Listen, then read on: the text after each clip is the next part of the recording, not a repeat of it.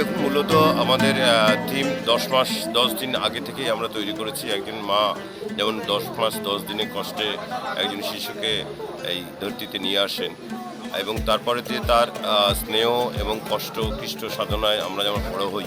তারপর দেখি যে বিভিন্ন মায়েরা অবহেলিতভাবে চোখের সামনে ঘুরে বেড়ায়, তখনই খুব আমাদের এখান থেকে থিমের উৎপত্তি।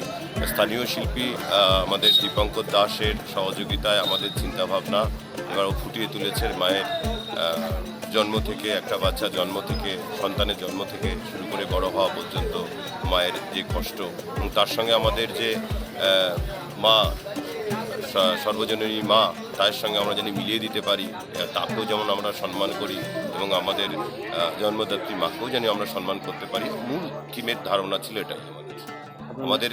এবার পুজোর বাজেট বাজেট এই প্রত্যন্ত এলাকায় আপাতত ১০ লাখের উপর ছাড়িয়ে যাবে এবং আমাদের বিধায়ক মহাশয়ের সহযোগিতায় এবং আরও আমাদের ক্লাবের যে বয়স্ক লোক আছেন যারা প্রবীণ, তাদের অনুপ্রেরণায় আমাদের জুনিয়র ছেলেদের অক্লান্ত পরিশ্রম, এটা আমরা করতে পেরেছি। আগামী দিনে আমরা আরও বড় করার চেষ্টা করছি।